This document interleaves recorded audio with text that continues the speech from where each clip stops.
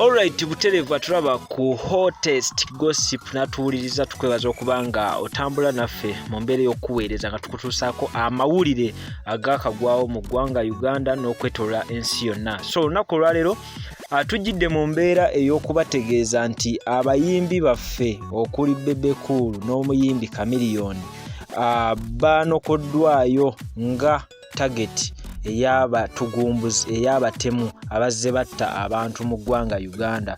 So bano okusinziira ku Chameleon yavuddeyo police station. So nengendayo munkola ne report. So actually ne references zina naye of course ng'omuntu tutambulira mu kutiisibwa naye mulimbi otatwala light. Katonda akuuma nawe oleko. So ensonga lwaki nayisizaamu omulango ogwo lwansonsuula ebitongole nga MTN nga registaringa amasimu g'abantu. So ennaku zino ogenda okureplacinga sim card olina okubeera n'endagamuntu. So nsubira ennamba egyo nateeseeko nanyini waayo giregistaringa. Balina n'amaanyi aga mobile money. Nanyini waayo alina okuba giregistaringa nga n'endagamuntu ekola ki? Kweri nsuubira okumala crime oyo n'okutiisibwatiisibwa n'ekita abantu ekiri mu ggwanga tulina okukwatira wamu ng'abantu. So MTN yennyini nsuubira erina okutwala obuvunaanyizibwa ekwatagana ne police identifying abantu baabwe. Ebyakirumira bwetu ebyali bamutiisatiisa nabitwala lightly. Nsubira n'ebyakawesi byali n'abasigadde. So nze nsaba Uganda Police report case report eziriwa nsaba batandikiraawo tutandike okwenganga ebizibu ng'ebyo tubyeng'ange tubeere nga tuliggwawo lwansi olujja kukyenkya nga bakubye amasasi ate bagambe nti twamanya community yatugamba banene babuli. So Dr. kino ekintu kizza oluvannyuma lw'osuubira kizza oluvannyuma ayingidde ebyobufuzi nakyo kisoboka naye teza atali Katonda n'amanya ntya kulwansonga yansaba ensebe teyambulidde ensonga lwaki azeeta kikyamala zikosa naye byonna kutiisibwa kituufu kyenakoze nzigeza kuba omulango gw'eggwanga naye nga nze ndi sure najja ndi musajja mukkiriza. So kati tukulabuze ku seeti y'omuziki obulamu okyabutambuza normal of course naye ng'omuntu olina okwebeereramu ekitegeeza ebyokutambula lagala ali biti bikyasoboka era biseera ebisinga mba ne bakyali bange abo bampita ba friends bange. So bamutebuka butegusi nga tobalina wenda zinabitabirengenda olina okwebeerera bumu life tugirivinga mulundi gumugere batono kati abategesi b'ebivulu bo tobagamba security bajemeremu abategesa b'ebivulu of course security bajagibwanga n'ebisange naye kyesinga okukubiriza nsinga kukubiriza Uganda Police ensonga zibaleme zikalanga lightly ne MTN bakwasaganye ebintu olw'ensonga bangi batugenzeko bati ate abo abantu ali kukitta abantu bafuuse bajuzi bo bakola bye baagala.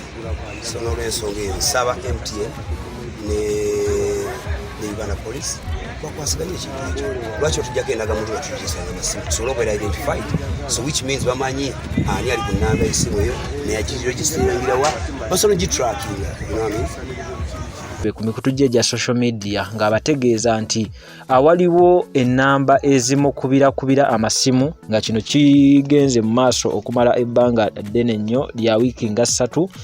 Ennamba eno ezze nga ekyusa engeri gye mubanjamu ensimbi nga yatandika emubanja ensimbi zibalibwamu obukadde bwa Uganda 5 nga bwe twogerera olunaku olwaleero Chameleon atutegeezezza nti obukadde buno bulinnye paka ku bukadde 8 obwa Uganda.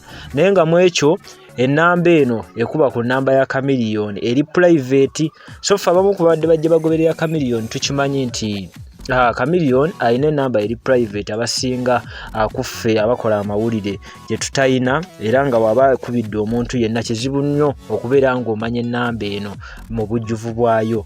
Naye nga y'omutemu yeetegese bulungi nnyo yasobodde okuba ng'afuna ennamba eno yennyini eri private ya Chameleon, era ng'obubaka bwonna obumusuubiza okumutta abuyise okwo. Kati nno wano Chameleon we yaviiriddeyo n'agamba byonna bekikwatako okuli kampuni y'amasimu ya MTN Chameleon kubanga line ye eri mu MTN, n'abagamba nti muveeyo mubeere nga munoonyereza omuntu ono kubanga abantu bavayo ne babagamba babeere nga beewandiisa mu nkola ey'endagamuntu national ID. Chameleon ng'ategeeza nti omuntu ono alina okuba nga yeewandiisa kuba yali nteekateeka ya ggwanga lyonna. So Chameleon nga kyagamba nti omuntu ono etubeera nga kampuni y'amasimu evuddeyo n'efaayo okubeera ng'emufuna ajja kubeera nga ayambibwa okubeera nga ategerekeka kuba yewe yagezezaako okuba nga akebera ku mannya agali ku line eno yasobodde bulungi nnyo okubeera nga agalaba, so nga ebeera ntandikwa nnungi eri kampuni y'essimu eyo line kwali.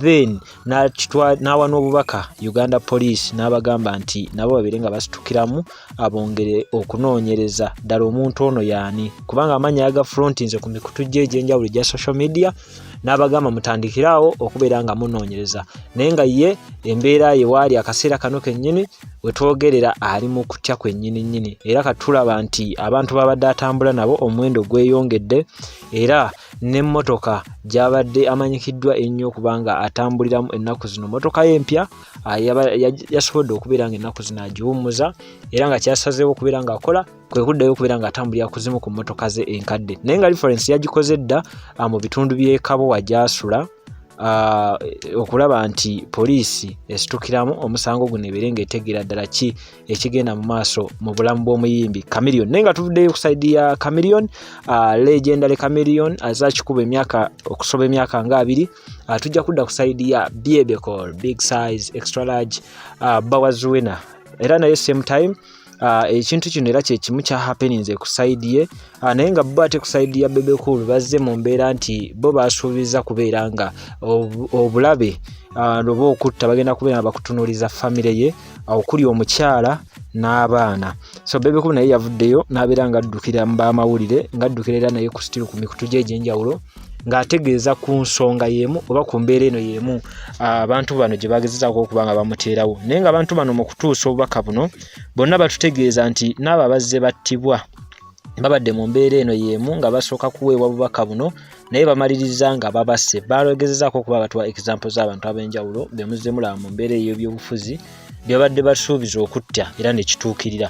So tujja kwebuuza ffenna nti bino byavudde mu nsonga za byabufuzi, okubeera nti Chameleone yasazeewo okubeera nti agenda kujja nga Lord Mayor 2021, ate era sayidi endala abantu ne beebuuza nti kiyinza okuba nti engeri Bebekul naye ennaku zino gyali ekitundu ekimu ku by'ebyobufuzi nga ddala omutadde ku kibiina kye ekya NRM kyagezaako okubeera nga awagira, kinaaba ensonga lwaki abantu bano baagadde okubeera nga abantu bano bafuula target ey'okubeera nti basuubiddwa okubeera nti be bamu kubaddako okubeera nga battibwa. So ensonga zo zikyagenda mu maaso okutunuulira Chameleone, ye akyagenda mu maaso era twamulabyeko ebimu ku nteekateeka ze yakoze okulaba nga ategeka security ye. Yazzeeyo nnyo okulaba nti adda eri abantu babageto, era nga yabadde afuna akaseera akalungi nga bagamba ffe tetutidde, naye nga abo bonna abatutadde mu target naffe tubeetegekedde, ffe tulwanye entalo emyaka 2 mingi n'okusoba nga tuli mu ndongo eno, nga tuli mu industry eno, so why not n'agamba nti katubeere nga tugumiramu n'abantu abatubagidde, ekinaddaho Katonda yanaabeera akigeze. Omuntu ayinza okwebuuza nti ensonga zino zitambulira ku mbeera nti Chameleone ayagala kubeera Lord Mayor olw'okuba nti yasuubiza nti 2021 agenda kubeera nga avaayo yeesimbewo ku kadi ya DP mu kifo kya Lord Mayor e Kampala. Aye nno kino kyamusikiriza abamu abazze bagoberera music nti Chameleone tatera nnyo kwagala muleka mabega, nti we twalaba Bobi Wine yasita yavaayo n'abeera MP, Chameleone nga yalaba nti naye guno gubeera mukisa gwe okubeera nga naye ajja abeere nga ateekawo embeera mu bintu bino ebyobufuzi. So twamulaba nga naye asaba ekifo okubeera Lord Mayor. Fe abamu tumanyi nti kya music naye tetumanyi abantu abamu wayo kyabateeka. Twaligamba nti waliyo ayinza okuba nga tamwagala mu kifo kino n'akozesa guno omukisa okugamba nti Chameleone ono ayinza okuba nga ekifo kino takisaana n'ayagala abeere nga amuteeka mu kutiisibwatiisibwa okwo. Oba omuntu omu ayinza okwebuuza nti Chameleone ono waliwo saga ezaaliwo eza Kalamagi we yali nga Kalamagi afiiridde mu maka ge. Jjukira Kalamagi ono yayokyebwa naye paka kati ensonga zikyali mu kkooti, tetumanyi wawe zaggwera. Twalibanga kuli kwemulugunya eri abo abataasiima mu nsonga zino ne bagamba nti oba Chameleone nabo leka babeere nga bamutiisatiisa oba nga asaana kusasulwa mwene embeera. Bikyali bibuuzo bingi nnyo kubanga era still abazze bagoberera music waliwo n'ensonga era ezaaliwoko nga Chameleone ono oba abazze bagoberera music mbadde mukiraba nti Chameleone ono abadde abeera mu mbeera nti abamutegeka ebivvulu ebimu babadde bajja bakaayana naye olw'okuba nti abadde tagendayo kuyimba mu bivvulu ebyo ebimu, era abantu ne bayasa obutebe ne bakuba amacupa.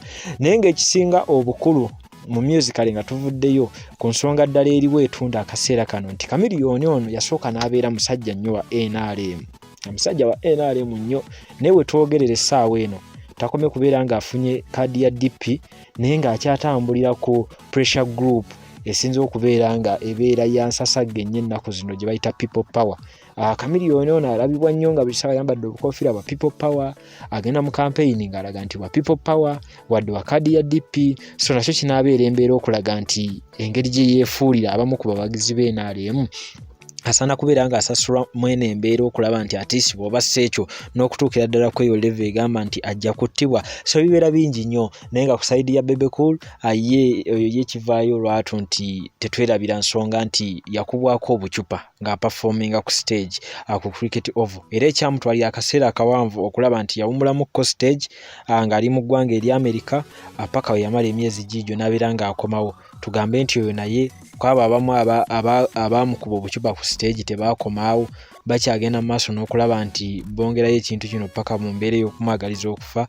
So bibeera bikyatambula awo kubanga ye Bebe Cool tetwerabira nti ye kyazza ateekayo eri famire ye oba ataddeyo nti mukazi we yamukoledde akaduuka ka keeki era ogenda okulaba ng'abantu bavuddeyo si bamativu bavumirira kyonna kyakoze. So embeera eno ye kyatutaddeko obunkenke bungi nnyo kubanga Bebe Cool ono ye omu era alina n'emmotoka gye yafuna okuva mu State House, emmotoka ekika kya V8 Land Cruiser era nga munnaye eno naye yayogeza abantu obwama. Abantu baayogera ne bagamba Bebe Cool agifuna atya, ne badda mu mbeera nti Bebe Cool yali tasaana bintu ebyo naye nga Bebe Cool kino ekintu akikoleredde si kibi, buli muntu abeera ne sayidi ye. So ye yalaga sayidi ye n'abagamba musajja wa NRM era yazzaako azenga ekintu kino akikwasaganya bulungi nnyo. Of late Bebe Cool ono ali mu kubeeramu n'obutakkaanya era ne Ronald Mayinja kubanga Ronald Mayinja ono yavaayo ku show eyali etegekeddwa ku Serena eya Catherine Kusaasira n'avaayo n'aleetamu embeera y'obufuzi n'agamba ebintu bizzeemu, ebintu bitabuse, muzeeyi bamugambe nga muzeeyi waali awo. So kati bano abasajja baddayi haadi ba NRM yavaayo n'abeera nga takkiriziganya naye n'abeera nga ekintu ye yamwambala bukanzu kye tuyinza okuba nga tugambe nti era nakyo kirimu era abantu abo okulaba nti bikyali bya bufuzi oba bikyatambulira ddala ku mulamwa gwennyini. Naye ngera bwe tutunuulira kye tuyinza okuba nga tusembayo nakyo Bebe Cool ono y'omu ennyumba ye gye mwayimbanga ennyumba emulemye okuzimba, ennyumba eganye okuggwa mupangisa, ennyumba enasobodde okuba nga agimalira mu mbeera eno ey'ebyobufuzi abamu muyinza okuba mukiyita ey'okubeera nti asitayakkiriza okubeera owa NRM akasente kajja mu bungi era ne studio official yagikola n'ebyuma abiyina ebya Bebe Cool byasobola okubeera ng'akozesa omuziki gwe. Video yakola za bbeeyi, ekyo kyo yayawukana ku bayimbi bonna abasinga era ezisinga azikolera bweru wa ggwanga.